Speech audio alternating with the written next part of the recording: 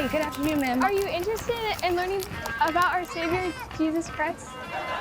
Today we're talking about Heretic, an A24 mystery horror thriller starring Hugh Grant, Sophie Thatcher, and Chloe East. Directed by Scott Beck and Bryan, whose work I was unfamiliar with going into this, Heretic tells the story of the Sisters Barnes and Paxton, played by Sophie Thatcher and Chloe East, traveling representatives for the Mormon Church who go to visit a recluse known as Mr. Reed. They find out that the baptism they were prepared for is a much more frightening game of wits. Right off the bat, the marketing for this movie did it no favors in the mystery department. I was relatively certain the direction this movie would go into being some kind of abduction or trickery or both at the clever hands of Mr. Reed. It is in fact that, and before we go any further, I'm gonna drop a spoiler warning.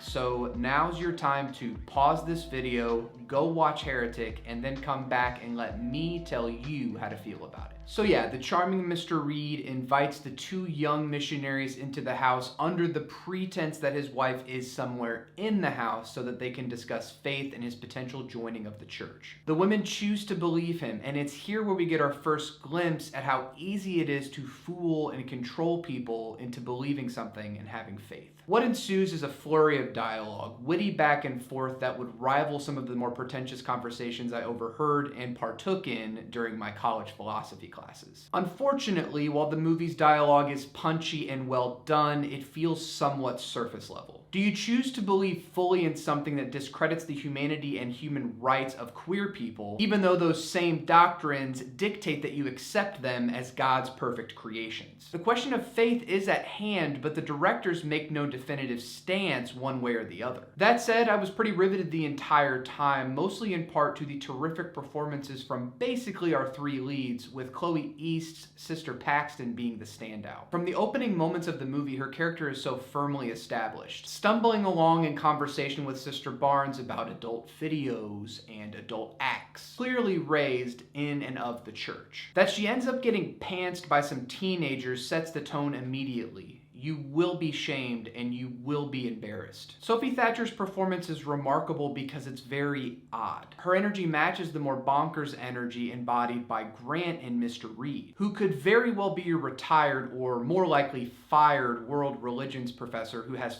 far too much time now to be looking at threads on Reddit or TikTok. Whether it's the charming Hugh Grant of it all or that he feels just a little bit too in the know for someone who doesn't have a phone line and most likely doesn't have the internet, it's a little unbelievable how hip he seems. But the way that Sophie's facial expressions alone, further emphasized by the director's choice of camera positioning, elicit her fear, consternation, and even the implication that she is questioning herself, is a testament to her acting prowess. These characters feel alive and real. And of course, Hugh Grant is having a riot as the pious and long-winded Mr. Reed. And while the nuances of the character are somewhat lost as the movie tries to explain away its excellent subtlety, much of his character is just funny, and darkly so. The framing of the camera on his face, body, and mannerisms is essential to establishing his character. If he just keeps talking, he can still maintain control. He's often hypnotic and more often silly. This is a career best performance from him in a movie with unfortunately messy and scattered ideas, made even more evident by the colorful checkered sweater he dons. A24's approach to horror was novel in the beginning, but it appears with Heretic that all of that has been tossed to the wayside. This movie reeked of someone being like, you need to explain this mechanism or why this happened, when it would have been improved with more distortion.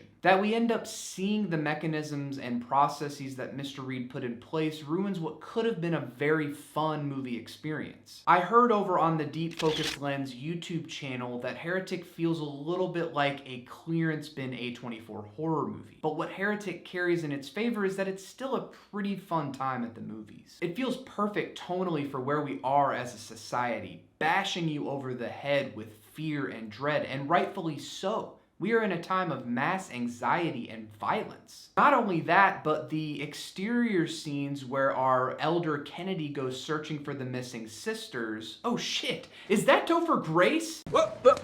Here I come. Oh, here I come. Adds a nice wintry aesthetic. This was a fun movie to watch while rain plummeted down on the rooftops of our cinema. And if you've been watching my videos for a while, you know that vibes go a long way for me in enjoying movies. Like mentioned earlier, the first act really keeps you gripped to your seat. The back and forth between the sisters and Mr. Reed is so fun to watch unfold. That a movie would mention Swamp Thing, Spider-Man, Islam, and Taco Bell all within its runtime was not on my 2024 bingo card. It's also not really a horror movie. There's not much tension here, which is weird because a movie where two young missionaries get trapped in a strange man's subdwelling basement should be terrifying. That tension may have been lost with some script pacing issues as well as the lack of a consistent score. This movie is almost anti-tension in that we are waiting the entire time for frightening things to happen. These things don't really happen, so thus we get a less than satisfactory or endearing payoff.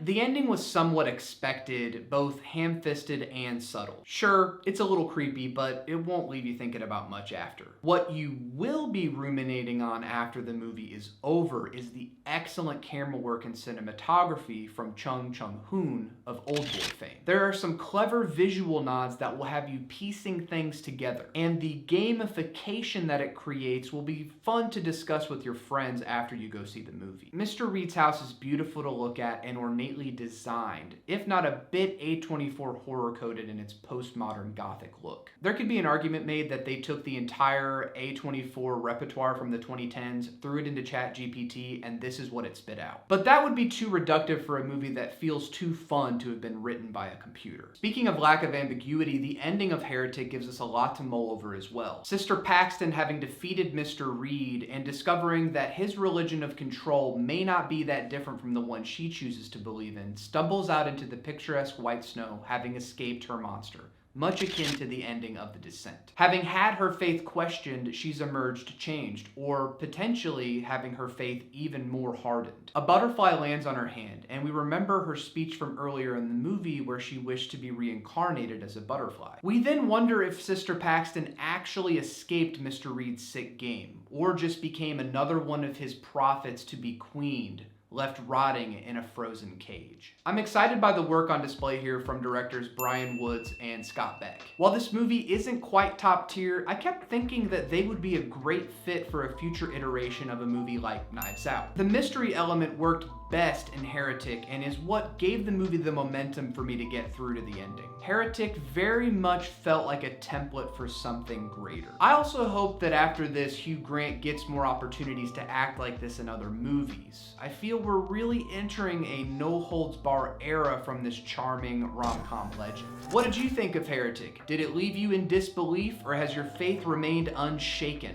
Leave all the comments below, and before you go, don't forget to like and smash that subscribe button. Thank you so much for watching this video and continuing to support the channel. Until next time, don't go into a strange man's house alone, unless of course that man happens to be Hugh Grant, who definitely has a wife.